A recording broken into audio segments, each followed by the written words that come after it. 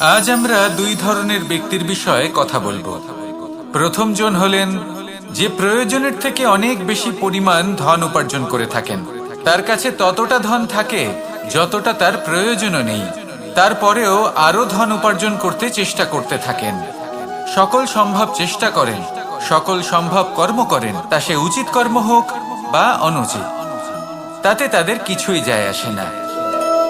তারা শুধুই এই সংসারের সকল সুখ ভোগ করতে চান, সকল স্বাচ্ছন্দ্য লাভ করতে চান। আজীবন তারা প্রচেষ্টাই করতে থাকেন। এবার এই করতে গিয়ে তারা ভারাক্রান্ত হয়ে সমস্যার সম্মুখীন হন। এনাদের সমগ্র জীবন এই চেষ্টাতেই চলে যায়, জীবন যাপন করার বদলে। অন্যদিকে আরেকজন ব্যক্তি যিনি জানেন তার প্রয়োজন কতটুকু, আর শুধুমাত্র সেই পরিমাণ ধন অর্জন করেন, তার থেকে বেশি একটুও নয়। উনি যদি দুবেলা খেতে পান, মাথা গোজার ঠাঁই পেয়ে যান, সেটাই পর্যাপ্ত। তাতেই তিনি আনন্দে জীবন যাপন করেন, না যে আপনি কখন আর কোথায় সন্তুষ্টি লাভ করবেন, কত কিছু লাভ করার পরে সন্তুষ্ট হবেন। এই উত্তর আপনি মন থেকে পাবেন। এই সমাজের চাহিদায় জড়িয়ে নিজেকে বিভ্রান্ত করবেন না। নিজের অন্তরের এই মিথ্যে অহংবোধকে প্রশ্রয় দিতে গিয়ে যদি আপনি এরকম প্রয়াস করতে থাকেন, তাহলে জীবনযাপন কখন করবেন? থেমে যান, শান্ত হয়ে যান, নিজের অন্তর মনে নিমজ্জিত হয়ে দেখুন যে সন্তুষ্টি কোথায়। এই সন্তুষ্টি লাভ করুন। এই মন প্রসন্ন হয়ে বলবে, রাধা রাধা। সিংহকে বনের রাজা বলা হয়। অত্যন্ত শক্তিশালী হয় সে, তার পরিবারও খুব বড় হয়। কিন্তু যদি এমন হয় যে সিংহের পরিবারে নিজেদের মধ্যেই কলহ সৃষ্টি হয়, যদি তারা নিজেরাই লড়তে থাকে, তাহলে কি হবে? সিংহকে মেরে তার পরিবারকে মেরে ফেলে শেয়াল বনের রাজা হয়ে উঠবে। এবার এই কথা শুধুই সিংহের উপর প্রযোজ্য নয়, বরং প্রত্যেকটি ব্যক্তি, প্রত্যেক পরিবার, প্রত্যেক সম্প্রদায়, প্রত্যেক রাজ্যের উপর প্রযোজ্য হতে পারে। পরিবারে যদি মতভেদ বেড়ে যায়, তাহলে সেই পরিবার ভেঙে যেতে পারে। ইতিহাস এই বিষয়ের সাক্ষী। যদি সমাজের মানুষ নিজেদের মধ্যেই লড়তে থাকেন, তাহলে কেউ রাজা হতে পারেন না, বরং অন্য কেউ সেই কলহের সুযোগ নিয়ে নিজে রাজা হয়ে বসেন। একতার গুরুত্ব বুঝতে শিখুন। ঘুরে ফিরে বিষয়টা এসে দাঁড়াচ্ছে সেই ভালোবাসায়, কারণ ভালোবাসাই হলো সেই যা সকলকে একসাথে বেঁধে তাদের আনন্দে রাখতে পারে। প্রেমের থেকে বেশি শক্তিশালী আর কিছুই নেই। তাই এই প্রেমকে নিজের মনে জাগ্রত করুন, নিজের পরিবারে বর্ষণ করুন, সমাজে বর্ষণ করুন, রাজ্যে বর্ষণ করুন, আর এই ভালোবাসার সাথেই বলুন, রাধা রাধা। বিগত দিনের কিছু কথা মনে পড়ে গেল। এক অদ্ভুত ঘটনা যা অমূল্য শিক্ষা দিয়ে যেতে পারে। বিষয় হলো যক্ষের সাথে যুধিষ্ঠিরের কথোপকথন। একবার যক্ষ যুধিষ্ঠিরকে জিজ্ঞেস করলেন, ওনাকে বললেন যে, আমার কিছু প্রশ্নের উত্তর যদি আপনি দিতে পারেন, তাহলে আমি আপনার বাকি ভ্রাতাগণকে আবার জীবিত করে তুলব। সেগুলোর মধ্যে খুব গুরুত্বপূর্ণ আর কঠিন একটা প্রশ্ন ছিল, এই সংসারের সব থেকে শ্রেষ্ঠ আশ্চর্য কোনটি? এই প্রশ্ন আমি আপনাকে জিজ্ঞেস করছি। এবার কেউ বলবেন স্বর্ণ দ্বারা নির্মিত লঙ্কা, এটি হলো সংসারের সব থেকে বড় আশ্চর্য। কেউ বলবেন বরফে ঢাকা সেই পর্বত যা আকাশ স্পর্শ করে। কেউ বলবেন সেই সমুদ্র যার গভীরতা মাপা অসম্ভব ব্যাপার। কেউ বলবেন সেই বায়ু যা আমরা দেখতে পাই না, কিন্তু তা আমাদের জীবন দান করে। সংসারের সব থেকে বড় আশ্চর্য কি, সেই প্রশ্নের উত্তর যুধিষ্ঠির দিয়েছিলেন, আর তা ছিল শ্রেষ্ঠ উত্তর এবং উচিত। উনি বলেছিলেন যে সংসারে প্রতিদিন কোনো ব্যক্তি জন্ম লাভ করেন আর কোনো ব্যক্তি মৃত্যুও লাভ করেন। এবার এই কথাটা সবাই জানেন, সবাই বোঝেন যে যখন জন্মেছি তখন কোনো একদিন আমিও অবশ্যই মৃত্যু লাভ করব।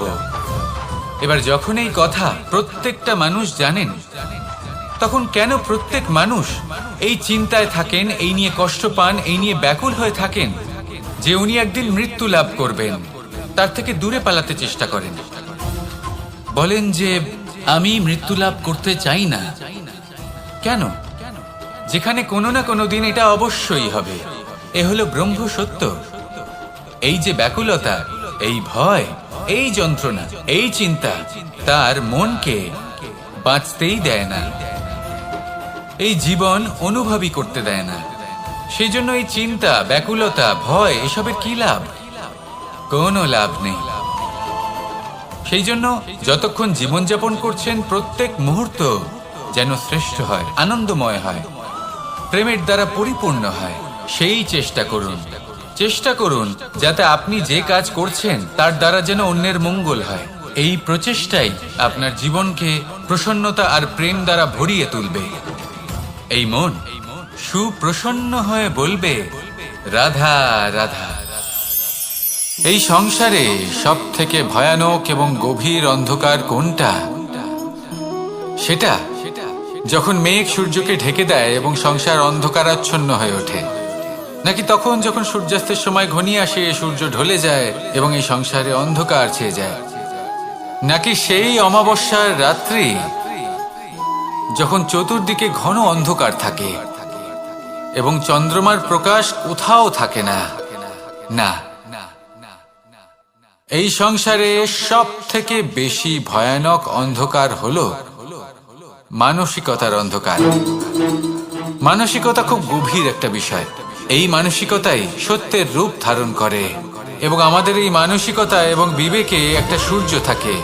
যদি আমরা এটা জীবন থেকে বের করে ফেলি তাহলে নিরাশা, হতাশা, অসফলতা এর এমন এক ঘন অন্ধকারে আমরা ফেসে যাব যে তার থেকে বাইরে বের হওয়া প্রায় অসম্ভব ব্যাপার হয়ে দাঁড়াবে। বড়ই কঠিন হয় সেই সময়। সেই জন্য ইতিবাচক মনোভাব থাকা খুব প্রয়োজনীয়। এটা ভাববেন না যে এটা আমার সাথে কেন হলো, এই সমস্যা কেন এলো, ওই ব্যক্তি আমার সাথে এটা কেন করলেন। এটা ভাবুন যে আমি জীবনে যে পরিস্থিতিতে দাঁড়িয়ে আছি তার থেকে আমি ঠিক কিভাবে বাইরে বেরোতে পারবো।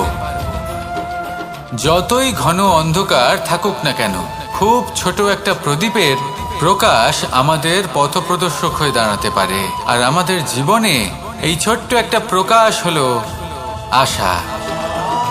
এই আশার একটি কিরণ আমাদের অত্যন্ত গাঢ় অন্ধকারেও পথ দেখাতে পারে। তাই এই আশাকে সবসময় মনে প্রজ্বলিত করে রাখুন। গাঢ় থেকে গাঢ় অন্ধকারের সাথে, কঠিন থেকে কঠিনতর সমস্যার সাথে লড়াই করুন, সামনে এগিয়ে চলুন আর আমার সাথে ভালোবেসে বলুন, রাধা রাধা। পায়েস হলো আমার বিশেষ প্রিয়। এর মধুর স্বাদ মনকে প্রফুল্ল করে তোলে। ছোটবেলায় মা আমার জন্য পায়েস বানাতেন এবং আমাকে বলতেন যে গরম থাকতে থাকতে খেয়ে নে কানাই, ঠান্ডা হয়ে গেলে ভালো লাগবে না। কিন্তু আমিও দুষ্টু ছিলাম, ঠান্ডা হওয়া পর্যন্ত অপেক্ষা করতাম আর ঠান্ডা হয়ে যাওয়ার পরে মার কাছে যেতাম আর ওনাকে বলতাম যে মা, পায়েস তো ঠান্ডা হয়ে গেছে, এটা গরম করে দিন।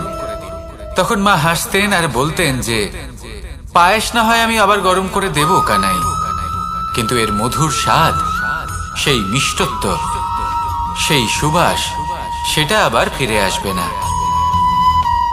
কথাটা সত্যি। আর এই সত্যটাই আমাদেরও জীবনের সত্য। আমাদের জীবনের মধুর সম্পর্কগুলি, এতে যখন কটুভাব প্রবেশ করে তখন সেই মিষ্টত্ব ফিরিয়ে আনা প্রায় অসম্ভব ব্যাপার হয়ে যায়। আপনি চেষ্টা করে সেই সম্পর্ক ঠিক করতেই পারবেন, তার জন্য অগাধ পরিশ্রম করতে হবে, কিন্তু আবার সেই মিষ্টত্ব কখনো ফিরে আসবে না। সেই জন্য আপনার জীবনের যে মধুর সম্পর্ক আছে, যতটা সম্ভব চেষ্টা করুন তাতে মিষ্টত্ব বজায় রাখতে। কটুভাব আসতে দেবেন না। আসুন আর আমার সাথে মধুর স্বরে বলুন, রাধা রাধা। আমরা সবাই জীবনে সুখ লাভ করতে চাই। শুধু জীবনে কেন, জীবনের পরেও আমরা সুখ লাভ করতে চাই। আমরা সকলে স্বর্গের কামনা করি। কিন্তু খুব সহজ একটা কথা, যদি আপনি স্বর্গ লাভ করতে চান তাহলে প্রথমে মৃত্যু লাভ করতে হবে। আপনি যদি প্রাণই না দেন তাহলে আপনি স্বর্গ লাভ কিভাবে করবেন, তাই না? শুধু এই ছোট্ট একটা বিষয় দ্বারা আমরা জীবনে অনেক কিছুই শিখতে পারি। যদি আপনার কোনো লক্ষ্য থাকে, কোনো মনোবাঞ্ছিত স্থান থাকে, কোনো বড় কাজ আপনি করতে চান, তাহলে সেই সবই হবে। কিন্তু শুধুমাত্র কামনা করলে হবে না। আপনাকে কর্ম করতে হবে, নিরন্তর প্রয়াস, পরিশ্রম, পথ খুঁজতে হবে, সামনে অগ্রসর হতে হবে। কখনো অসফল হলে তার কারণ খুঁজতে হবে, বিপদের সম্মুখীন হতে হবে, অন্তর থেকে নিজের শক্তি বাড়িয়ে তুলতে হবে। তবেই আপনি নিজের লক্ষ্য লাভ করতে পারবেন, মনোবাঞ্ছিত স্থান পাবেন। মহানদী গঙ্গা একটি বিন্দু দ্বারা শুরু হয়, ধীরে ধীরে অগ্রসর হয়। কোনো পাথরে ধাক্কা খেলেও সে থামে না, বরং এগোতেই থাকে।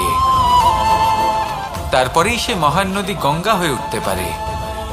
পরিশ্রম করুন, লক্ষ্য লাভ করুন, আর আমার সাথে ভালোবেসে বলুন, রাধা রাধা।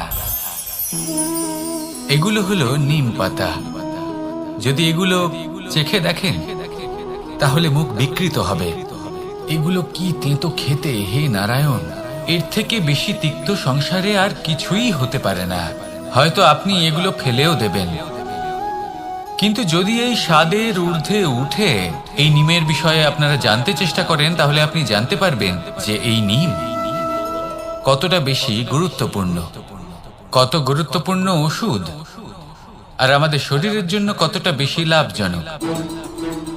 এই নিম, এর মধ্যে অনেক রোগের উপশম নিহিত রয়েছে। এবার জীবনে আমরা বিভিন্ন মানুষের সাথে পরিচিত হই, নেত্র দ্বারা তাদের দেখি, কিন্তু তাদের আমরা খুব একটা পছন্দ করি না। সেক্ষেত্রে আমাদের কি করা উচিত? অন্তর মন দিয়ে তাদের দেখা উচিত। ওনাদের রূপ রং নয়, ওনাদের ব্যবহার, ওনাদের গুণাবলী দেখা উচিত। কারণ হতে পারে ঠিক যেমন নিম পাতা বাস্তবে খুব তেতো কিন্তু আমাদের শরীরের পক্ষে লাভজনক, সেইভাবেই এইসব মানুষ যাদের দেখলে আমাদের ভালো লাগে না, যাদের রূপ রং আমাদের পছন্দ হয় না, হয়তো সেই মানুষগুলোই আমাদের জীবনকে পূর্ণরূপে পাল্টে দিতে পারেন। হতে পারে তাদের মধ্যে এমন ক্ষমতা রয়েছে, আমাদের সুখ, শান্তি, প্রেরণা প্রদান করতে পারেন, আমাদের দুঃখ হরণ করতে পারেন, আমাদের পথ দেখাতে পারেন। সেই জন্য যখনই কোনো ব্যক্তিকে দেখবেন, চর্মচক্ষু নয়, অন্তর্মন দিয়ে দেখবেন, রূপ রং নয়, গুণাবলী দেখবেন। মানুষকে আরো ভালোভাবে বুঝতে পারবেন, আর এই মন প্রসন্ন হয়ে বলবে, রাধা রাধা। আপনি কখনো মাখনের হাঁড়ি ভেঙেছেন? কত আনন্দ পাওয়া যায়। এই মাখনের হাঁড়ি ভাঙলে পুরো মাখন আমাদের গায়ে এসে পড়ে আর মন উচ্ছ্বসিত হয়ে ওঠে। কিন্তু তার জন্য বালগোপালদের কত চেষ্টা করতে হয় সেটা কখনো ভেবে দেখেছেন? প্রথমে বড়ই পরিশ্রম করে একের ওপর এক সাবধানে ওপরে চড়তে হয়, তারপরে ভারসাম্য বজায় রাখতে হয়, পড়ে গেলে হবে না। তারপর এই হাতের দ্বারা সেই মাখনের হাঁড়ি ভাঙতে হয়, তখন মাখন পড়ে। এবার এরকমই কিছু আমাদের জীবনে আমাদের সাথেও হয়। এবার আপনি বলবেন যে মাখনের হাঁড়ি ভাঙার এই প্রক্রিয়া, তার সাথে জীবনের কি সম্পর্ক থাকতে পারে? আসলে আমাদের মনের মাঝেও একটা হাঁড়ি রয়েছে, অহংকারের হাঁড়ি। আর এই অহংকারের হাঁড়ি যখন ভেঙে যায়, তখন প্রসন্ন হবার আনন্দ চতুর্দিকে ছড়িয়ে পড়ে। এই মন, এই আত্মা, এই দুই প্রসন্ন হয়ে যায়। কিন্তু তার জন্য আপনাদেরকেও বালগোপালের মতো চেষ্টা করে যেতেই হবে, ভারসাম্য বজায় রাখতেই হবে মনের মাঝে এবং এই বুদ্ধিতে, ভালো এবং মন্দের মধ্যে, লোভ এবং পরমার্থের মধ্যে। আর তারপর নিজে হাতে অহংকারের এই হাঁড়ি ভেঙে দিতে হয়। দেখুন, যদি ঈশ্বরের সঙ্গ লাভ করতে চান তাহলে অহংকারের এই হাঁড়ি ভাঙতেই হবে। আসুন আর আমার সাথে ভালোবেসে বলুন, রাধা রাধা।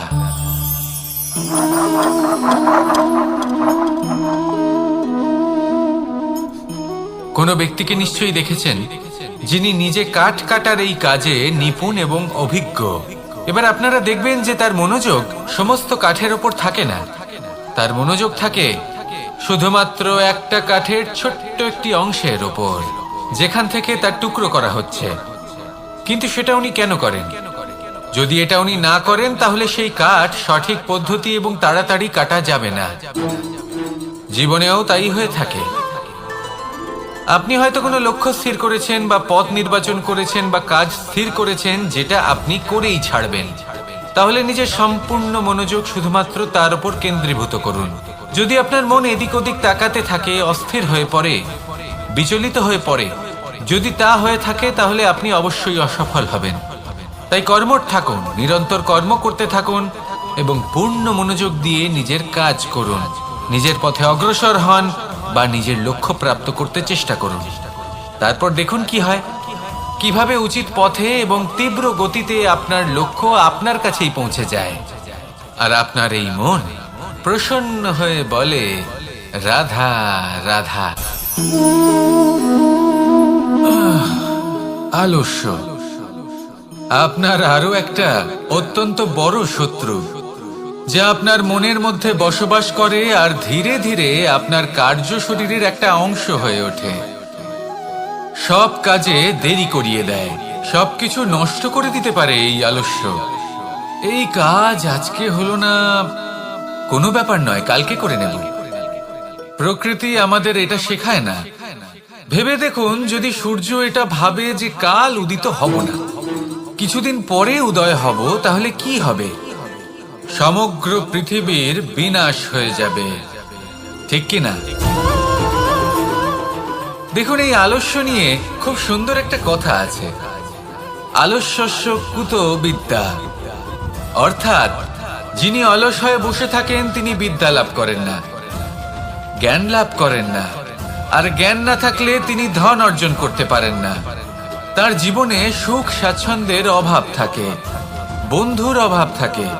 যেখানে সুখ স্বাচ্ছন্দ্য নেই, মিত্র নেই, আপনজন নেই, জ্ঞান নেই, সেখানে আনন্দ কিভাবে বাস করতে পারে? সেই জন্য কথায় আছে, যিনি কর্ম করেন তিনি এই সংসারে যে কোনো সুখ স্বাচ্ছন্দ্য ভোগ করতে পারেন। তাই কর্ম করুন, সময়কে সম্মান করুন, আর এই আলস্যের উপর বিজয় লাভ করুন। আর আমার সাথে ভালোবেসে বলুন, রাধা রাধা। সাফল্য এবং অসফলতা, মানুষের জীবন এই দুই চাকার উপরই দাঁড়িয়ে থাকে, এর আশেপাশেই ঘুরতে থাকে। তাই সাফল্য এবং অসফলতা অত্যন্ত লাভদায়কও হতে পারে, আবার অত্যন্ত ক্ষতিকারকও হতে পারে, নির্ভর করছে মানুষের উপর। যদি কথা বলা হয় সাফল্যের, তাহলে যখনই সাফল্য আসে তখন সেই সাফল্য তার মাথায় চড়ে বসে। তিনি নিজের পথ থেকে সরে যান, লক্ষ্যভ্রষ্ট হয়ে যান, অনুচিত কাজের দিকে অগ্রসর হয়ে পড়েন, বিনাশের দিকে অগ্রসর হয়ে পড়েন। কিন্তু সেই সাফল্য যদি মাথায় চড়তে না দিয়ে মনের মাঝে বাস করে, তাহলে সে নিজের সাফল্য অনুভব করতে পারবে, নিজের কর্তব্য অনুভব করতে পারবে, ভাববে যে কিভাবে এই সাফল্য দ্বারা সমাজের কিছু মঙ্গল করা যেতে পারে, আর সেই সাফল্যই তার জন্য বরদান হয়ে যাবে। এবার যদি কথা বলি অসফলতার, তাহলে যখনই অসফলতা আসে তখন মানুষ তাতে মন খারাপ করে বসেন, দুঃখী হয়ে পড়েন, হেরে গেছেন বোধ করেন, জীবনের সামনে অগ্রসর হওয়ার সাহস করতেই পারেন না। তার কি করা উচিত? তার মন থেকে না ভেবে মস্তিষ্কের দৃষ্টিভঙ্গি দিয়ে ভেবে দেখা উচিত যে আমি এমন কি করলাম যাতে আমি অসফল হলাম। নিজেকে শুধরে নেওয়া উচিত। তখন এই অসফলতা মানুষের কাছে আশীর্বাদ প্রমাণিত হবে, আর পরের বার তিনি অবশ্যই সফলতা লাভ করবেন। তাই মনে রাখবেন, সাফল্য এবং অসফলতা আপনার জন্য লাভদায়কও হতে পারে, ঘাতকও প্রমাণিত হতে পারে, বিধ্বংসীকারীও হতে পারে। তা নির্ভর করছে আপনার উপর যে আপনি মস্তিষ্ক দিয়ে দেখতে চান নাকি হৃদয় দিয়ে দেখতে চান। শেষ পর্যন্ত সিদ্ধান্ত আপনারই। আসুন আর আমার সাথে ভালোবেসে বলুন, রাধা রাধা। এই সংসারের আরম্ভ থেকে এখনো পর্যন্ত এবং ভবিষ্যতেও একটা যুদ্ধ আছে, যা হয়ে চলেছে, চলতেই থাকবে। পাপ এবং পুণ্যের মধ্যে যুদ্ধ, সত্য এবং অসত্যের মধ্যে যুদ্ধ। এই যুদ্ধ চলেই আসছে, আর এই যুদ্ধে যারা লড়েন তাদের আমরা সবসময় জয় জয়কার করি। আর যারা এই জয় জয়কার করেন তাদের প্রত্যেকের একটা বিশেষ গুরুত্ব থাকে। যখনই কোনো যোদ্ধা যুদ্ধক্ষেত্রে ক্লান্ত হয়ে পড়ে, শক্তিহীন হয়ে পড়ে, তখন এরা জয় জয়কার করে, শঙ্খ বাজাতে থাকে, সেই যোদ্ধাকে অনুপ্রেরিত করে, শক্তি এবং সাহসে ভরিয়ে তোলে, আর তখন সেই যোদ্ধা সেই যুদ্ধকে এগিয়ে নিয়ে যেতে পারে। যখন শ্রীরাম লঙ্কা যাত্রা করার জন্য সেতু তৈরি করছিলেন, তখন একটা ছোট্ট মিষ্টি কাঠবিড়ালি নিজের মুখে মাটির টুকরো বয়ে নিয়ে গিয়ে তার সাধ্যমতো তাকে সাহায্য করছিল। শ্রীরাম দেখলেন এবং বললেন যে ও তো সবার মনোবল বৃদ্ধি করছে, সবাইকে প্রেরিত করছে। ও বলল যে আমি এত ছোট হয়েও যদি এই কাজ করতে পারি, তাহলে আপনারা সবাই কেন পারবেন না? এটাই হলো সেই সকলের মাহাত্ম্য, যারা জয় জয়কার করেন, অনুপ্রেরিত করেন, সাহস যোগান। ওনারা সেই ব্যক্তি যারা একজন যোদ্ধার মধ্যে যুদ্ধকে জয় করার শক্তি প্রদান করেন। আসুন আমার সাথে ভালোবেসে বলুন, রাধা রাধা। সংসারে আমাদের জীবনে যখন কোনো সুখ বা দুঃখ আসে, তার জন্য আমরা কাউকে না কাউকে অবশ্যই দায়ী করে থাকি, তাই না? এই ব্যক্তি আমাদের সাথে এরকম কাজ করেছেন, তাই আমার সাথে এমন হলো। ওই ব্যক্তি যদি এমনটা না করতেন, তাহলে আজ আমি ওই স্থানে পৌঁছতে পারতাম।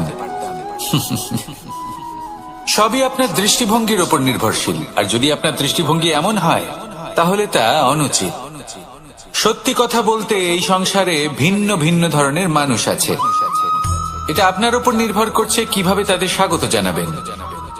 একবার ভাবুন, আমি আমার দুটো হাত সামনে নিয়ে এলাম, দুটো মুঠো খুলে দিলাম। দুই প্রকারের মানুষ আসবেন, কিছু না কিছু দিয়ে যাবেন। এই মুঠো যদি আমি বন্ধ করে দিই, তাহলে না কেউ আমাকে কিছু দিতে পারবে, না আমার কিছু যাবে আসবে। নিশ্চয়ই বুঝতে পারছেন এই দুই ধরনের ব্যক্তি কারা এবং তারা কি দিয়ে যান। আমি যদি নিজের মুঠো খুলে দিই, তাহলে কিছু ভালো মানুষ আসবেন, আমাকে আনন্দ, সন্তুষ্টি, জ্ঞান প্রদান করে যাবেন, ভালো অভিজ্ঞতা দিয়ে যাবেন। কোনো খারাপ ব্যক্তি যদি আসেন, তাহলে তিনিও খারাপ অভিজ্ঞতা দেবেন, যার থেকে আমি শিক্ষা লাভ করব। এই সব কিছু আমি লাভ করতে পারি। মুঠো যদি বন্ধ করে রাখি, তাহলে আমি কিছুই পাবো না। দেখুন, এই সংসারে প্রত্যেকের জীবনে এইরকম। প্রত্যেকের জীবনে সবকিছুই আছে, ভালো খারাপ দুই মানুষই আছে। ভালো অভিজ্ঞতা আছে, খারাপ অভিজ্ঞতা আছে। নির্ভর করছে আপনার উপর যে আপনি কি করবেন। এনাদের স্বাগত কিভাবে জানাবেন, কার থেকে কি বুঝবেন, কি শিখতে পারবেন, আর কোন দৃষ্টিভঙ্গি নিয়ে অগ্রসর হবেন। এটাই নির্ধারণ করবে যে আপনার জীবন কেমন হবে। আসুন আমার সাথে ভালোবেসে বলুন, রাধা রাধা। এটা হলো একটা সাদা পাতা। এবার এতে আমি যাই লিখব, সেটাই এর অস্তিত্ব হবে।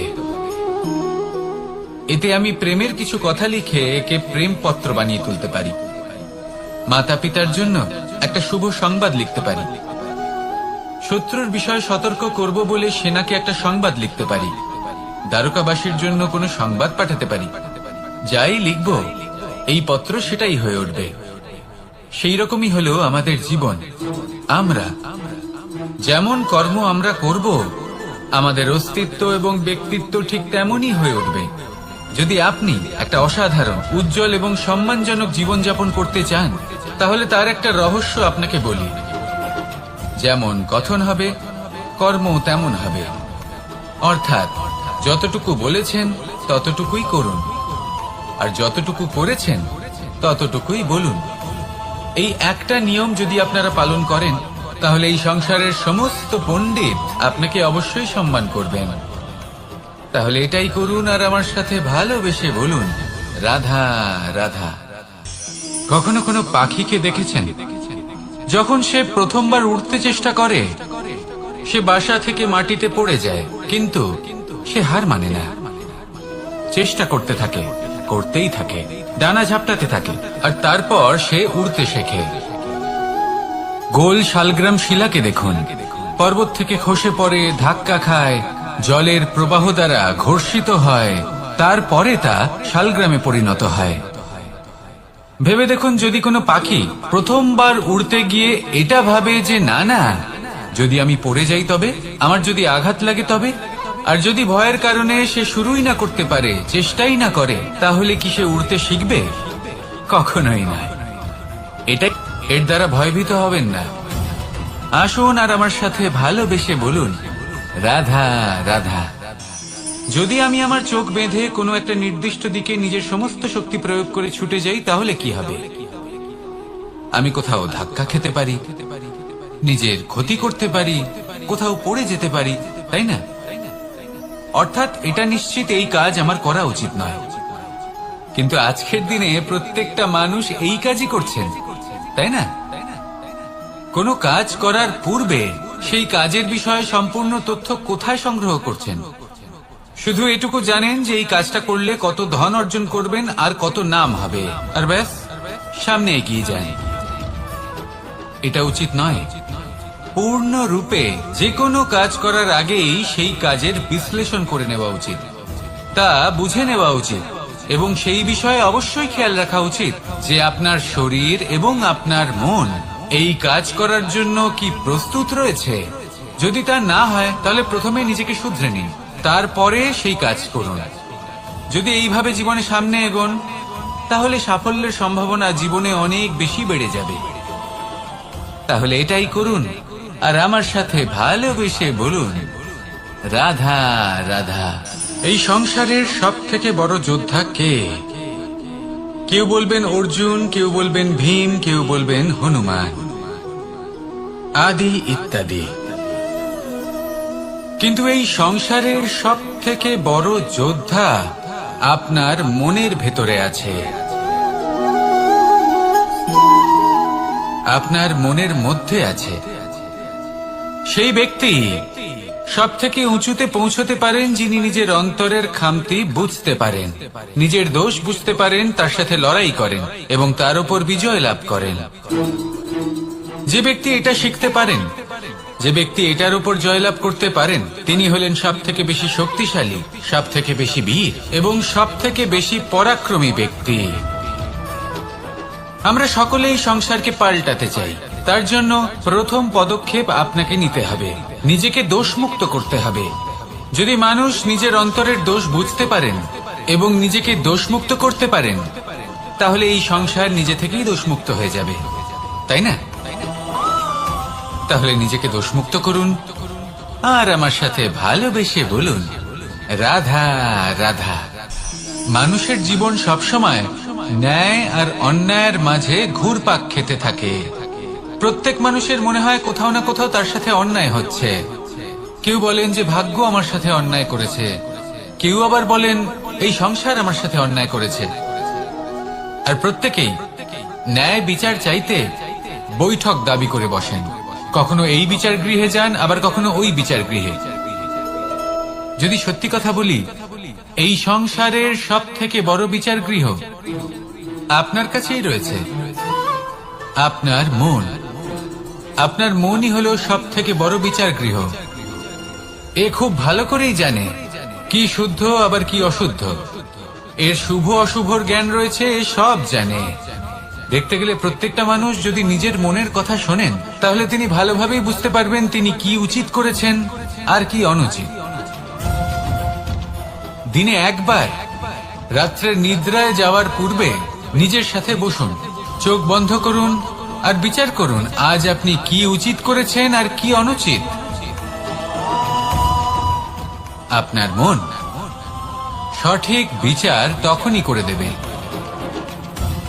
আসুন আমার সাথে ভালোবেসে বলুন, রাধা রাধা।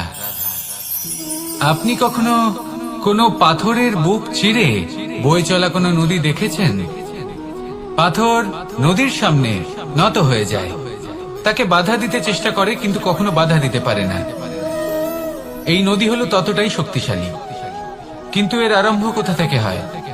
দূরে কোথাও কোনো পর্বতের চূড়াতে এক বিন্দু জল ঝরে পড়ে আর তার সাথে হিম গলিয়ে দেয়। তারপর জলের শক্তি বৃদ্ধি পায়, তারপর অনেক বিপদের সম্মুখীন হয় আর অনেক ধরনের বাধা সে অতিক্রম করে। তার শক্তির এতটাই বৃদ্ধি হয় যে তাকে বাধা দেওয়া একেবারেই অসম্ভব ব্যাপার হয়ে যায়। দেখুন, নদী তো মহান বটেই, কিন্তু তাকে মহান করে তুলেছে কে? সেই সকল বিপদ যার থেকে ও কখনো পালায়নি। সেইভাবেই আমাদেরও বিপদ থেকে পালিয়ে গেলে হবে না, তার সম্মুখীন হতে হবে সাহসের সাথে, পূর্ণ শক্তি প্রয়োগ করে। তবেই আমরা শিখতে পারবো, তবেই আমরা সামনে এগোতে পারবো। যদি আপনি জীবনে কুন্দন হয়ে উঠতে চান, তাহলে জ্বলন সহ্য করতেই হবে। আসুন আমার সাথে ভালোবেসে বলুন, রাধা রাধা। এ হলো গোলাপ ফুল। একে আমরা সকলেই চিনি। সমগ্র সংসার ভালোবাসে এই পুষ্পকে। এই ফুল দেখতেও সুন্দর। সবথেকে বেশি গুরুত্বপূর্ণ কথা হলো এর সুগন্ধ, যা দূর দূরান্ত থেকে ব্যক্তিদেরকে আকৃষ্ট করে। এই সুন্দর পুষ্প একটু মন দিয়ে দেখলেই দেখা যায় এর নিচে কাঁটা রয়েছে। এই সংসার বলে, এ প্রকৃতির কেমন রচনা, এত কোমল পুষ্প, এটা কি তীক্ষ্ণ কাঁটা সহ প্রস্ফুটিত হয়? এটাই হলো জীবনের সত্য। আমাদের অন্তরের সদ্গুণ, সেগুলিও এই ফুলের মতোই সুন্দর। সংসার এর সৌন্দর্য দেখতে পায়, এর সুগন্ধ চতুর্দিকে ছড়িয়ে পড়ে। কিন্তু এই সদ্গুণ জাগ্রত করে তোলার জন্য কঠোর পরিশ্রম করতে হয়, প্রতিনিয়ত চেষ্টা করে যেতে হয়। তাই জন্য যদি আপনি জানেন আপনার পথ উচিত কিন্তু তা কাঁটায় পরিপূর্ণ, তাহলে থামবেন না, চলতে থাকুন। একবার যদি অন্তরের সদ্গুণ জাগ্রত হয়, তাহলে এই সংসার এর সৌন্দর্য দেখবে আর সুগন্ধে আকর্ষিত হয়ে আপনার কাছে আসবে। এই মন, এই জীবন প্রসন্ন হয়ে বলবে, রাধা রাধা। মোহনের বাঁশির এই সুর, এই সঙ্গীত কার না পছন্দ হয়? সবারই খুব ভালো লাগে। এবার এই সুর আসে কোথা থেকে? কেউ বলবেন কৃষ্ণের হৃদয় থেকে। সত্য কথা, এই সুর হৃদয় থেকে নির্গত হয় এবং প্রকট হয় এই বাঁশি থেকে। এই বাঁশিটাকে দেখুন, এই ছিদ্রগুলি দেখুন। প্রত্যেকটা সুর থেকে নিজস্ব একটা স্বর নির্গত হয়। এবার যে ব্যক্তি এই সমস্ত সুর এবং স্বর বুঝতে পারেন, এতে নিপুণ, তিনি এই বাঁশির দ্বারা যে সুর নির্গত করবেন তা তো মধুর অবশ্যই হবে। এবার জীবনের সাথেও কিছুটা এরকমই ঘটে। জীবনের কিছু নীতি থাকে, অর্থ, কুটুম্ব এবং আধ্যাত্মিক। যদি জীবনের প্রত্যেকটা মুহূর্ত সুখময় হয় এরকম আপনি চান, তাহলে এই তিনটি নীতিতে আপনাকে নিপুণ হতে হবে।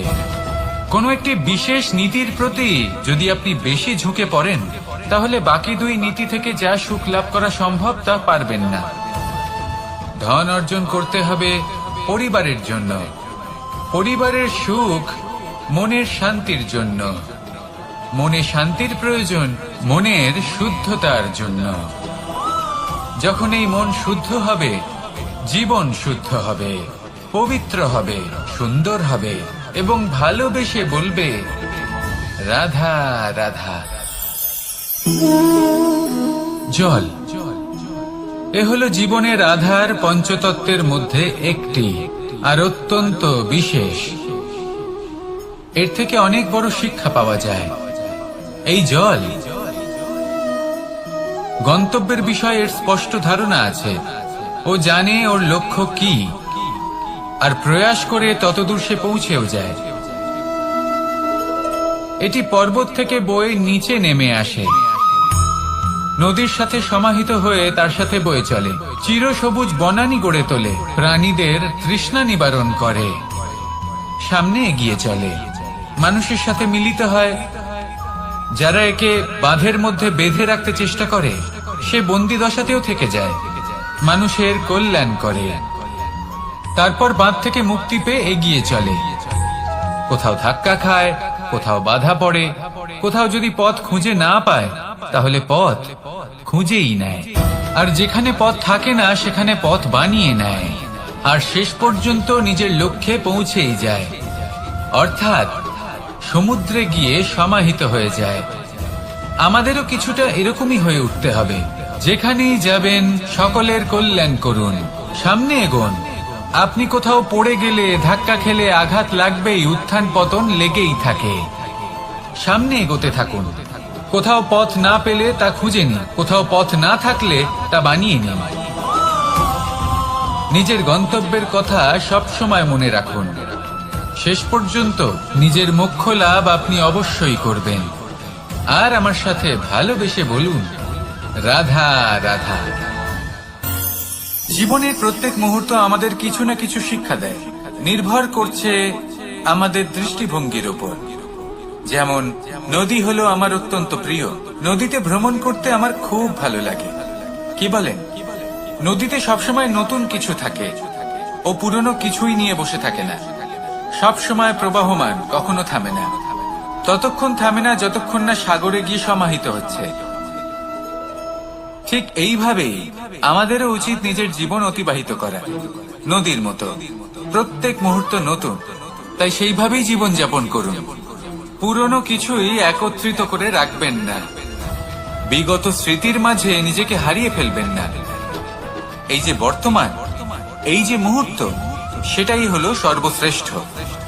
এর মাঝেই জীবন যাপন করুন। নদীর মতো প্রবাহমান হতে শিখুন। আপনি শিখে গেলে তাহলে মনে রাখবেন, আমার আপনার মাঝে বিচরণ করতে বড়ই ভালো লাগবে। যে ব্যক্তি আনন্দের সাথে জীবনের প্রত্যেকটা মুহূর্ত অতিবাহিত করে কোনো চিন্তা ছাড়াই, প্রবাহমান হয়, কখনোই থামে না যতক্ষণ না মুক্তি লাভ করছেন, এমন ব্যক্তির মধ্যেই রাধাকৃষ্ণ বসবাস করেন। তাহলে আসুন আমার সাথে ভালোবেসে বলুন, রাধা। আরে সব থেকে গুরুত্বপূর্ণ তত্ত্ব কোনটা? প্রথম হলো সময়। জন্ম থেকে মৃত্যু পর্যন্ত এই যে সময়, এটাই তো হলো জীবন। দ্বিতীয় হলো জীবন, যাতে আমরা সময়ের সদ্ব্যবহার করি, শ্রেষ্ঠ থেকে শ্রেষ্ঠতর কাজ করার চেষ্টা করি। বহু বছরের এই পরম্পরা, এই সংস্কৃতিকে এগিয়ে নিয়ে যাওয়ার চেষ্টা করি। এই সংসারে আমরা অংশগ্রহণ করতে চেষ্টা করি। তৃতীয় হলো ধন, সেই ধন যা প্রত্যেক ব্যক্তি অর্জন করতে চেষ্টা করেন। এবার এই তিনটি তত্ত্বের মধ্যে একটা সামঞ্জস্য আছে, সমান ব্যাপার আছে। সে ধনই হোক বা সময় হোক বা হোক জীবন।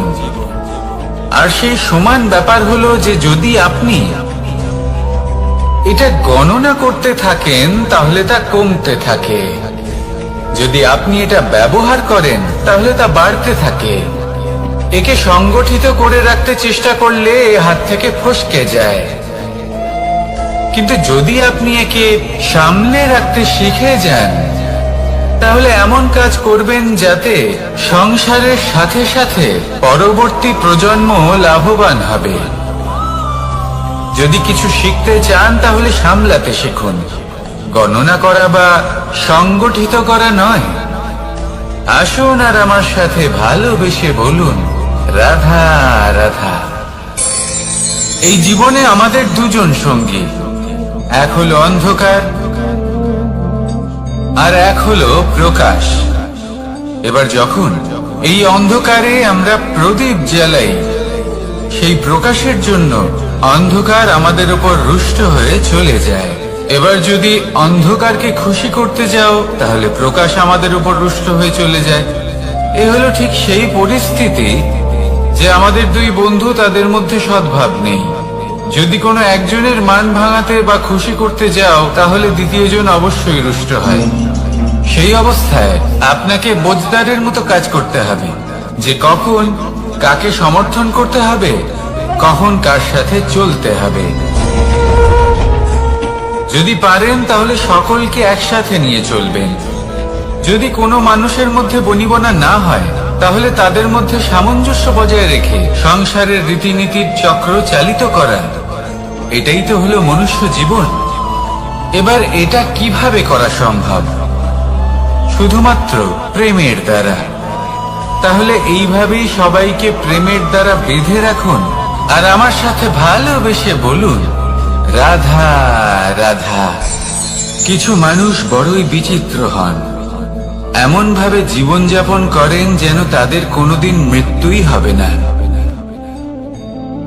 নিজেদের অহংকারের বশে একটা কথা ভুলে যান, যে যতই তারা নিঃশ্বাস নিচ্ছেন, যতই তারা জীবনযাপন করছেন, ততই তারা মৃত্যুর দিকে এগিয়ে চলেছেন।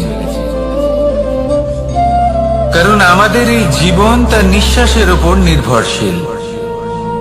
নিঃশ্বাস চলছে মানে জীবন চলছে। নিঃশ্বাস যদি থেমে যায় তাহলে জীবনও থেমে যাবে। আমাদের জীবনের প্রদীপ যে কোনো মুহূর্তে নিভে যেতে পারে, আর কত সময় বাকি রয়েছে সেই বিষয়ে আমাদের কোনো ধারণাই নেই। তাই যে মুহূর্ত আমরা এখন যাপন করছি সেটার সদ্ব্যবহার করে নেওয়া যাক, কোনো শুভ কর্ম করে নেওয়া যাক, এমন কোনো কর্ম যার দ্বারা আমাদের ব্যক্তিত্বতে এমন এক চমক আসে যে আমাদের মৃত্যুর পরেও এই সংসার আমাদের চিরস্মরণীয় করে। কারণ একটা কথা ঠিক, মৃত্যু হলো একটা অটল সত্য, তাকে মেনে নিতেই হবে, স্মরণীয় করে রাখতেই হবে। যে সময় আছে তার সদ্ব্যবহার করুন আর আমার সাথে ভালোবেসে বলুন রাধা রাধা। এই সংসারের সব থেকে বড় সুখ কি? কেউ বলবেন নিজের লক্ষ্য প্রাপ্ত করা, কেউ বলবেন ধন উপার্জন করা, কেউ বলবেন নিদ্রাই সব থেকে বড় সুখ, কেউ বলবেন রাজ্য লাভ করা, আবার কেউ বলবেন মাতার হাত থেকে খাবার খাওয়া, আদি ইত্যাদি। কিন্তু যদি সত্যি কথা বলি, এই সংসারের সব থেকে বড় সুখ হলো সেবা করা। কখনো কাউকে সেবা করে দেখুন, এই সেবা দ্বারা অন্য কোনো মানুষের আশীর্বাদ লাভ করাতেই সুখ রয়েছে। আপনার সেবা ভাব দ্বারা যখন কোনো মানুষ নিজের অন্তরাত্মা থেকে আপনাকে আশীর্বাদ করে, তার থেকে বড় সুখ আর কিছুই নেই। কারণ প্রত্যেক মানুষের মধ্যে ঈশ্বর বাস করেন। নরের সেবাই হলো নারায়ণের সেবা। নিষ্কাম সেবা করাই হলো সব থেকে বড় সুখ। তাই নিজের অন্তরে সেবার এই ভাব জাগ্রত করুন। যে সুখের কথা আমি বলছি সেই সুখ অনুভব করেই দেখুন।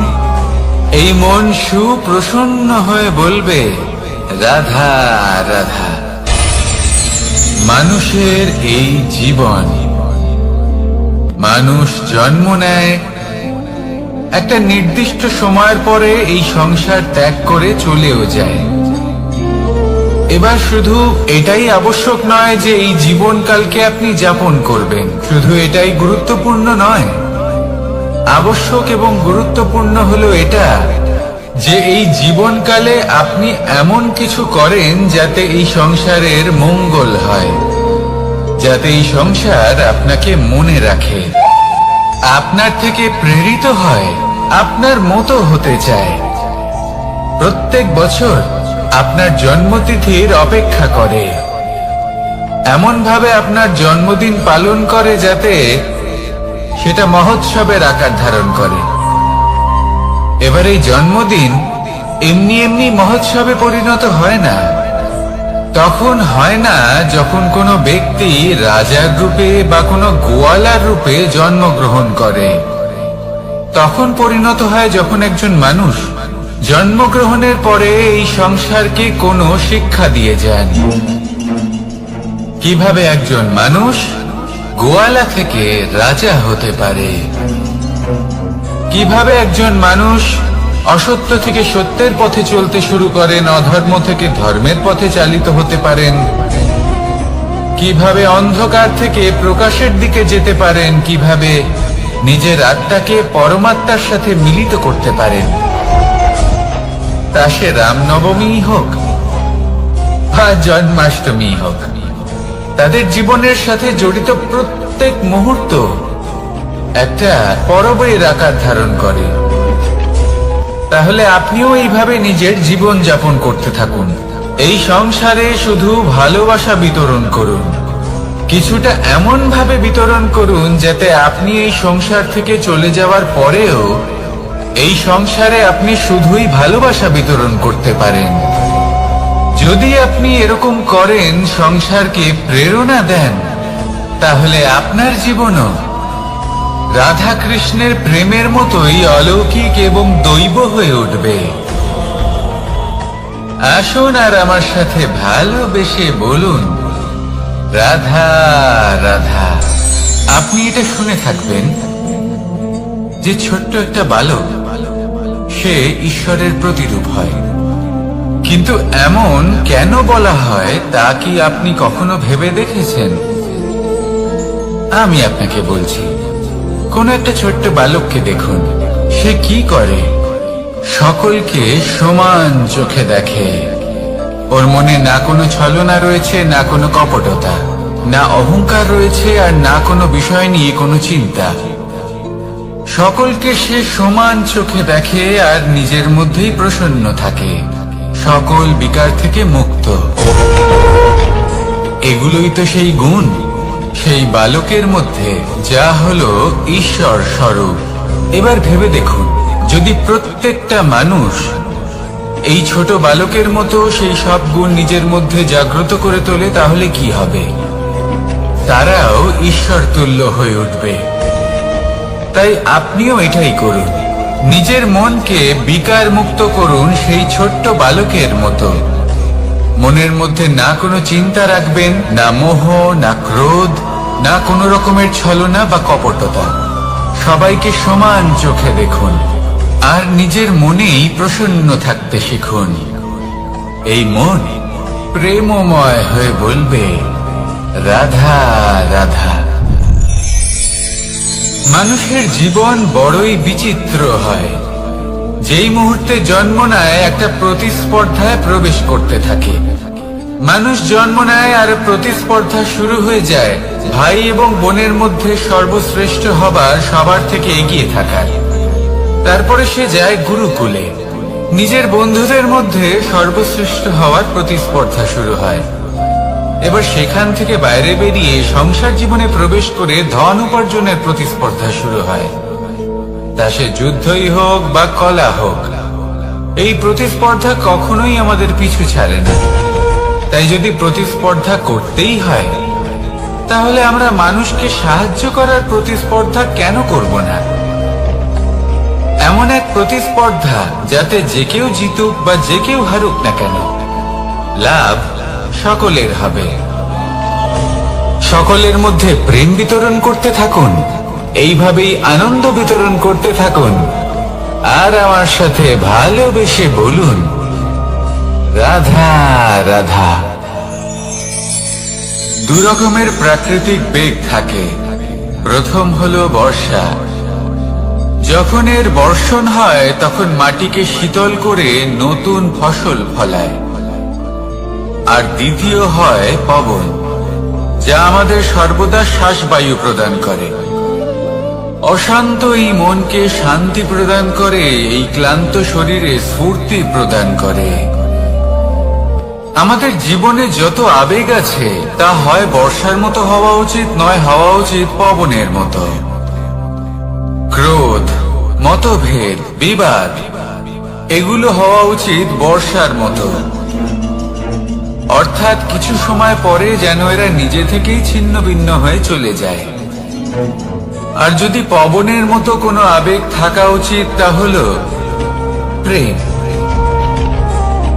যা সর্বদা শ্বাসবায়ু প্রদান করে, সবসময় সাথে থাকে। একে আমরা অনুভব করতে পারি না, কিন্তু এ আমাদের অনুভব করার জন্য প্রাণবায়ু প্রদান করে। আর যখন চক্রবাতের মতো সে ভয়ঙ্কর হয়ে ওঠে, তখন সমগ্র সংসার বদলে দেয়।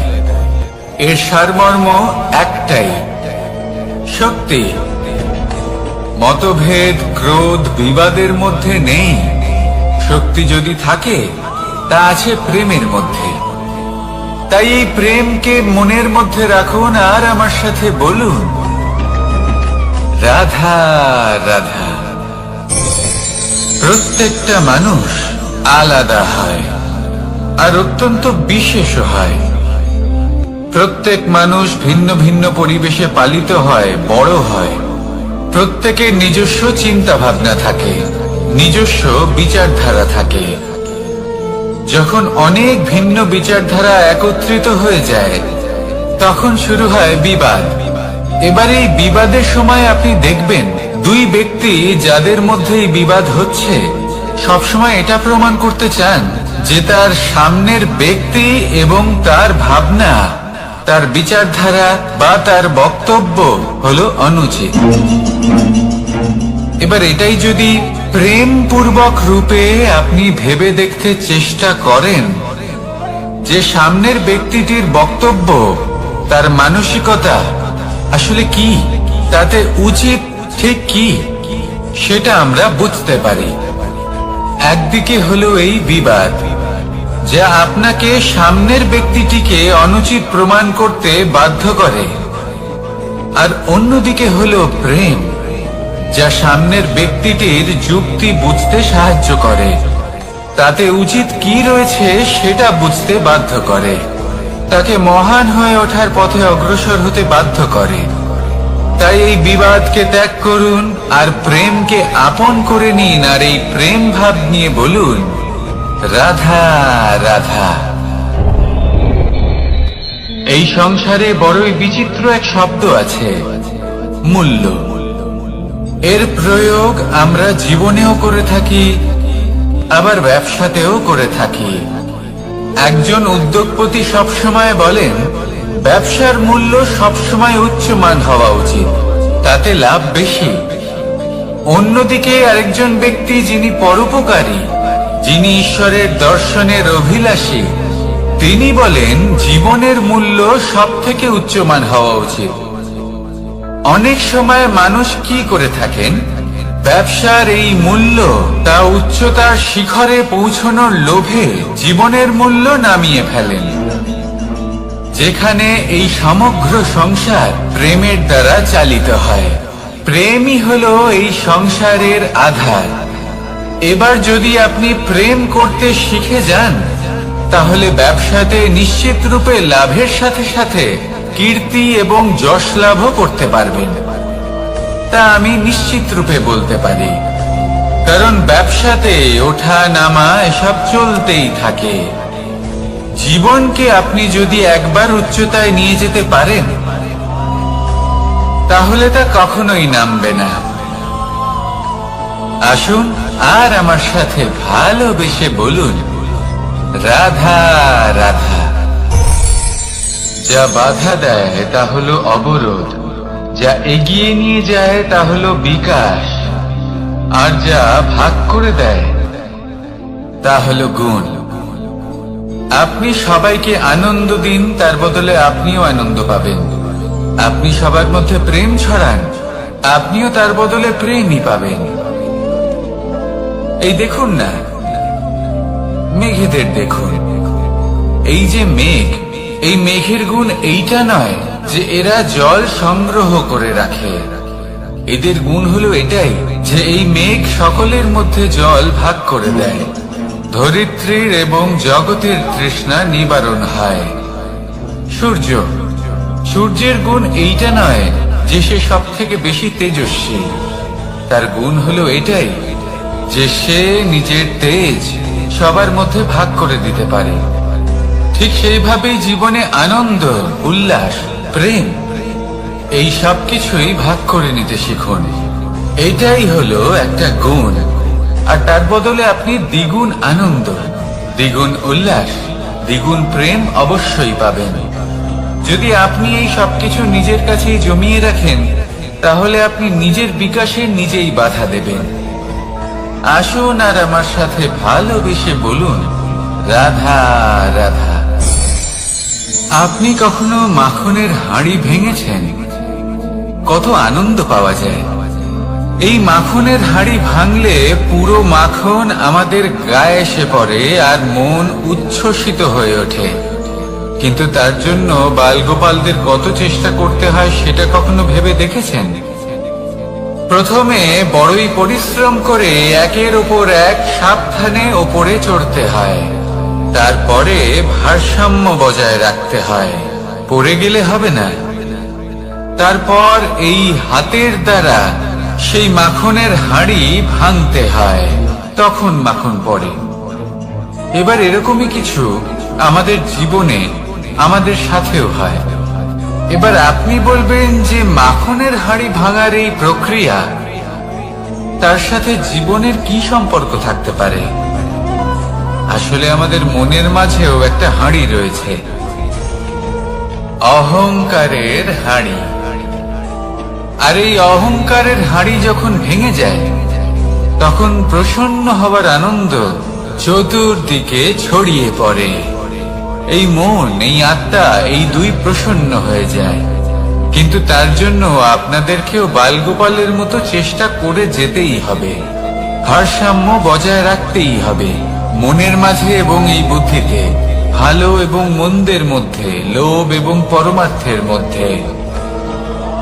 আর তারপর নিজে হাতে অহংকারের এই হাঁড়ি ভেঙে দিতে হয়। দেখুন, যদি ঈশ্বরের সঙ্গ লাভ করতে চান তাহলে অহংকারের এই হাঁড়ি ভাঙতেই হবে। আসুন আর আমার সাথে ভালোবেসে বলুন, রাধা রাধা। মুঠো হাতের শক্তি বেশি, মুঠো খুললেই তা দুর্বল। তা এমন কি থাকা উচিত এই বন্ধ মুঠোয় যা লাখের সমান? মানসিকতা এবং স্বপ্ন। মানুষ জন্মগ্রহণ করে, তার মানসিকতা সময়ের সাথে উন্নত হয়। মানসিকতা অনুযায়ী সে স্বপ্ন দেখে, আর সেই স্বপ্ন সার্থক করতে সে পরিশ্রম করতে থাকে। কিন্তু খুব গুরুত্বপূর্ণ একটা কথা আছে যা আপনার মনে রাখা উচিত। আপনার এই মানসিকতা, আপনার এই স্বপ্ন, তা যেন আপনার নিয়ন্ত্রণে থাকে। আপনার বন্ধ মুঠোয় যেন এর লাগাম থাকে, আপনি যেন এর প্রভু হন। যদি তা হয় তবেই আপনি লাভবান হবেন। যদি এরা আপনাকে নিয়ন্ত্রণ করতে থাকে, যদি আপনার মুঠো খুলে যায়, না পথ আপনার নিয়ন্ত্রণে থাকবে, না মানসিকতা থাকবে, না স্বপ্ন নিয়ন্ত্রণে থাকবে। আর যদি তাই হয় তাহলে আপনি আপনার ভবিষ্যৎ নষ্ট করে ফেলবেন। তাই নিয়ন্ত্রণ করতে শিখুন নিজের বিচার বুদ্ধি, নিজের মানসিকতা, নিজের স্বপ্নকে। নিজের এই স্বপ্ন পূরণ করুন আর আমার সাথে ভালোবেসে বলুন, রাধা রাধা। এই সংসারের সব থেকে কঠোর ধাতুর মধ্যে একটি হলো লোহা। লোহা দিয়ে আমরা অনেক অস্ত্র শস্ত্র লাভ করি, অনেক বস্তুও লাভ করি। এবার এই লোহাকে কাটার জন্য, একে কোনো আকার দেওয়ার জন্য কি প্রয়োগ করতে হয়? লোহা। এবার এই কথাটা আমরা সকলেই জানি যে লোহার দ্বারাই লোহাকে কাটতে হয়। এবার এই কথা আমি আপনাকে কেন বলছি? এরপরে খুব বড় একটা প্রশ্ন আসে যা খুব বড় শিক্ষা দিয়ে যায়। এটা কেন হয় যে আমরা একটা লোহা দিয়ে একটা লোহাতে আঘাত করছি, কিন্তু যে লোহা দ্বারা আঘাত করছি তার আকার বদলাচ্ছে না, যার ওপর প্রহার করছি তার আকার বদলাচ্ছে? এতে পার্থক্যটা কোথায়? পার্থক্য হলো তাপমাত্রার। দেখুন, যে লোহাকে আমরা কাটতে চাই তার তাপমাত্রা বাড়াতে হয়, তাকে গরম করতে হয়। আর যে লোহা দ্বারা আমরা আঘাত করতে চলেছি সেই লোহা আমাদের ঠান্ডা রাখতে হয়। অর্থাৎ ঠান্ডা লোহা গরম লোহাকে কেটে দেয়। এবার এই শিক্ষা কি আমাদের জীবনে যথেষ্ট নয়? আমাদের জীবনে অনেক সমস্যা আসতে পারে, কিন্তু আমাদের এই বিষয়ে বিশেষ খেয়াল রাখতে হবে যে আমাদের মনকে আমরা যেন ঠান্ডা রাখি, এই মস্তিষ্ককে শান্ত রাখতে হবে। যদি আমরা ক্রোধ বা ঈর্ষার আগুনে জ্বলতে থাকি, বিদ্বেষের আগুনে জ্বলতে থাকি, তাহলে আমরাও সেই লোহার মতোই হয়ে যাব যার তাপমাত্রা অত্যন্ত বেশি। তখন যে কেউ এসে আমাদের বিচ্ছিন্ন করে চলে যাবে। মনে রাখবেন, যিনি যত বেশি স্থির বুদ্ধির অধিকারী, যিনি হলেন সব থেকে বেশি শান্ত, তিনি হলেন সব থেকে বেশি বলশালী। তাহলে শান্ত থাকুন আর আমার সাথে ভালোবেসে বলুন, রাধা রাধা। এই সমগ্র সংসারের সব থেকে গুরুত্বপূর্ণ ব্যক্তি কে? স্বয়ং আপনি। নিজের জন্য তো বটেই, তাই না? কারণ যখন আপনি জন্মগ্রহণ করেন, নিজের চোখ খোলেন, এই সংসারে আসেন, তখনই তো এই সংসারকে আপনি দেখতে পান, অনুভব করতে পারেন। এখানকার আবেগ, এখানকার মানুষজন তখন থেকেই অনুভব করেন। যদি আপনি না থাকেন তাহলে এই সংসারের অস্তিত্ব আপনার কাছে শূন্যের সমান, তাই না? আপনি না থাকলে এই সংসারও আপনার কাছে নেই। এবার সবাই বলবেন যে এ তো সত্যি কথা, সেই অনুযায়ী তো আমার স্বার্থপর হওয়া উচিত, অহংকারী হওয়া উচিত, কারণ আমার কাছে আমি তো সবকিছু। দৃষ্টিভঙ্গি পাল্টে দেখুন, আপনার কাছে সব থেকে বেশি গুরুত্বপূর্ণ ব্যক্তিকে আপনি নিজেই, সেই মানুষটি কেমন হওয়া উচিত একটু ভেবে দেখুন। সব সময় সকলকে সাহায্য করুন, একসাথে মিলে পরিশ্রম করুন, সাহায্য করুন অন্যদেরকে, এটা অতি আবশ্যক। এবং তার থেকেও বেশি গুরুত্বপূর্ণ হলো এটাই যে আপনার মনে যেন কখনো এই বিষয়ে ভয় না থাকে যে আমি আমার প্রিয়জনদের, আমার কাছের মানুষগুলিকে হারিয়ে ফেলব। এই ভয় কখনোই মনের মধ্যে থাকা উচিত নয়। যদি ভয় থাকে তাহলে থাকুক এই বিষয়ে যে সকল মানুষ আমার জীবন থেকে, আমার থেকে দূরে চলে যাচ্ছেন, তাদের বাধা দিতে দিতে আমি যেন নিজেকেই না হারিয়ে ফেলি, নিজের অস্তিত্বকেই না হারিয়ে ফেলি, নিজের ব্যক্তিত্বকে, নিজের বিচারধারাকে, নিজের করুণার শক্তি না হারাই।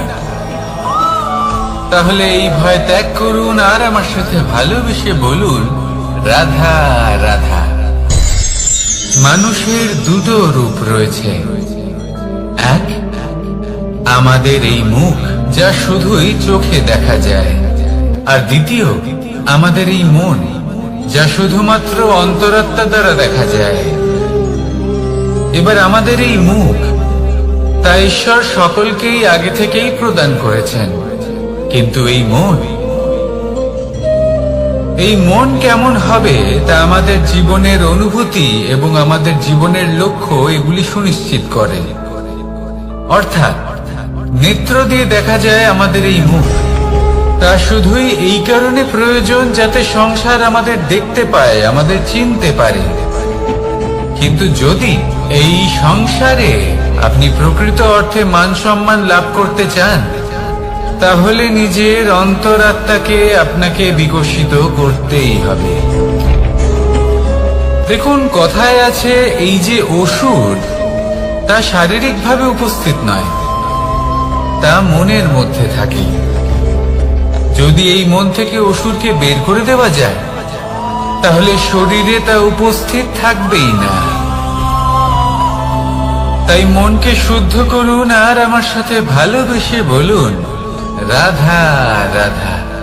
প্রয়াস, পরিশ্রম, এই শব্দগুলি শুনতে হয়তো ছোট মনে হয়, কিন্তু এর মূল্য অনেকটাই অধিক। এবার প্রয়াসও কিন্তু দুই ধরনের হয়।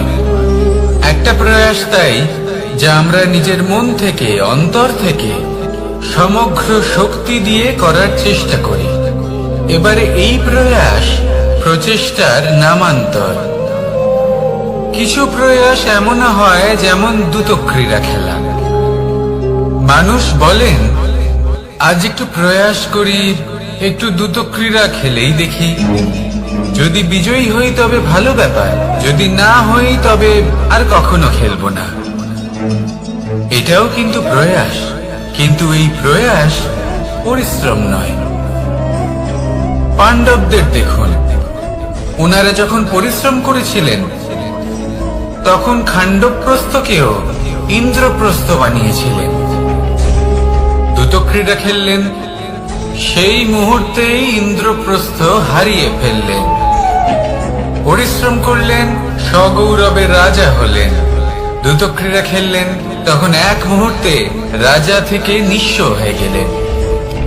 সারমর্ম এটাই যে দ্রুতক্রীড়া কখনো কখনো আপনার মিত্র হতে পারে, কখনো সে আপনাকে বিজয়ী করতে পারে, কিন্তু প্রয়াস এবং পরিশ্রম যখন একসাথে মিলিত হয় তখন তা সর্বদাই আপনার সাথে থাকে। প্রয়াস করতে থাকুন, পরিশ্রম করতে থাকুন, আর আমার সাথে ভালোবেসে বলুন, রাধা রাধা। মানুষ কখনো কখনো সময়কে নিয়ন্ত্রণ করতে চেষ্টা করে, কখনো কখনো সময়ের গুরুত্ব বুঝতে পারে না। এটা ভাবে যে এই কিছু মুহূর্ত কেটে যাক, একে অতিবাহিত করি, তাহলে কি বা হবে, কয়েকটা মুহূর্ত মাত্র। কিন্তু তা নয়, আজকের একটা মুহূর্ত ভবিষ্যতের অনেক বড় পরিবর্তনের ভিত হতে পারে। আজকের একটা মুহূর্ত আপনার ভবিষ্যৎকে উজ্জ্বল করে তুলতে পারে। সেই জন্য ছোট ছোট মুহূর্তগুলিকে অদেখা করবেন না। সময়কে কাজে লাগান, পূর্ণরূপে কাজে লাগান। এবার যদি আপনি কাউকে সাহায্য করতে চান আর সেই কারণেই যদি থেমে থাকেন, তাহলে ঠিক আছে, কারণ আপনি কাউকে সাহায্য করে তার জীবনকে আরো ভালো করে তুলতে চাইছেন, আরো শ্রেষ্ঠ করতে চাইছেন। এই পুণ্য, এই কর্ম ফিরে আপনার কাছেই আসবে আর আপনার জীবনকে শুভ করে তুলবে। কিন্তু যদি আপনি আলস্যের কারণে থেমে থাকেন এবং কিছুই না করেন, সময় নষ্ট করেন, তাহলে কিন্তু একটাই ঘটনা ঘটবে, আপনার ভবিষ্যৎ বিপদগ্রস্ত হয়ে পড়বে, আর কিছুই নয়। সেই জন্য এটা বোঝা প্রয়োজন যে কখন থামতে হবে এবং কেন থামতে হবে। যদি আপনার থামার কারণ এবং সময় অনুচিত হয়ে থাকে, তাহলে আপনার ভবিষ্যৎ কখনোই উচিত হতে পারে না। সেই জন্য সময়কে সম্মান করুন আর পূর্ণ ব্যবহার করতে শিখুন। আর আমার সাথে ভালোবেসে বলুন, রাধা রাধা। জীবনে সবসময় সেটা হয় না যা আমরা চাই, তেমন ভাবে হয় না যেমন ভাবে আমরা চাই। এবার তাতে আমরা দুঃখ পাই, নিরাশ হয়ে পড়ি, ভাগ্যকে দোষ দিই অথবা অন্য কাউকে বা নিজেকে। কিন্তু সত্যটা কি, সেটা আমাদের জানতে হবে। এই সংসার নির্মিত হয়েছে পাহাড় দ্বারা এবং পাথর দ্বারা, তাই প্রত্যেক স্থানে ছোট ছোট ছোট ছোট নুড়ি পাথর তো অবশ্যই থাকবে। এগুলো এড়িয়ে যাওয়া সম্ভব নয়, আর এই কথাটা আমরা সকলে জানি। এবার এইভাবেই আমাদের জীবনে নানান রকমের সমস্যা লেগেই থাকে। এর হাত থেকে কোনোভাবেই নিস্তার পাওয়া সম্ভব নয়। একটা সমস্যা এড়াতে যান, দ্বিতীয় চলে আসবে, দ্বিতীয় সমস্যা এড়াতে যান, তৃতীয় চলে আসবে। কিন্তু সমস্যা জীবনে থাকবেই, আর আপনাকে সাহায্য করার জন্যই থাকবে কোনো না কোনো রূপে। আপনার চারপাশে পাথর আছে, এটা আপনার উপর নির্ভরশীল আপনি কি করবেন, কোন পথে অগ্রসর হবেন এবং কিভাবে অগ্রসর হবেন। এবার দেখুন, এটা তো সবসময় সম্ভব নয় যে আপনার পদতলে ফুলের চাদর থাকবে, এটা তো অসম্ভব। সেই জন্য উচিত এটাই হবে যে আপনি পাদুকা পরিধান করে জীবনে অগ্রসর হন।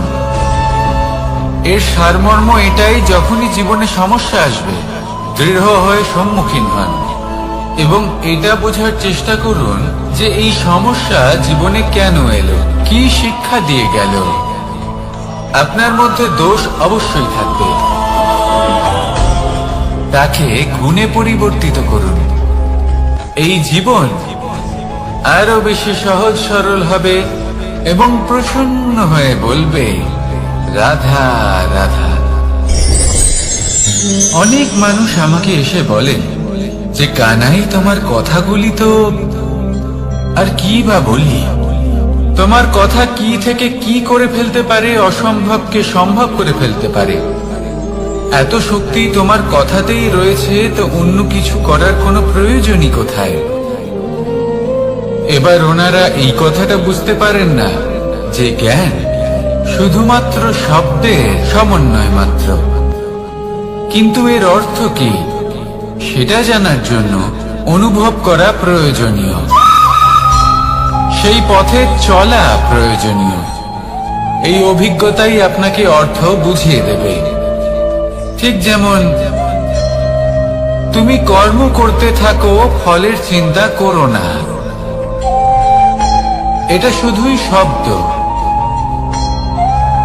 এর সারমর্মটা কি এর অর্থ কি সেটা বোঝার জন্য সেই পথে আপনাকে অগ্রসর হতেই হবে, সেটা যাপন করতে হবে, কর্ম করতে হবে নিরন্তর। এটা ভাবলে হবে না যে আমি কি আমার কর্মের ফল আদৌ পাবো কিনা। তবেই আপনি এই কথার অর্থ বুঝতে পারবেন। কখনো ভেবে দেখবেন, আমাদের বাড়িতে যারা জ্যেষ্ঠ আছেন, বড় আছেন, আমরা তাদের পুজো করি, তাদের সেবা করি, আমরা তাদের চরণ স্পর্শ করি। কেন? কারণ ওনাদের কাছে আমাদের থেকে অনেক বেশি জীবনের অভিজ্ঞতা থাকে। জীবনে শুধুমাত্র জ্ঞান শোনাটা প্রয়োজনীয় নয়, তা বুঝতে পারা প্রয়োজনীয়। তা যদি যাপন করেন তবেই অভিজ্ঞতা হবে, তবেই প্রকৃত অর্থ বুঝতে পারবেন। তাহলে জ্ঞান শুধু শুনবেন না, বুঝুন, তাকে আচরণে আনুন এবং আমার সাথে ভালোবেসে বলুন, রাধা রাধা।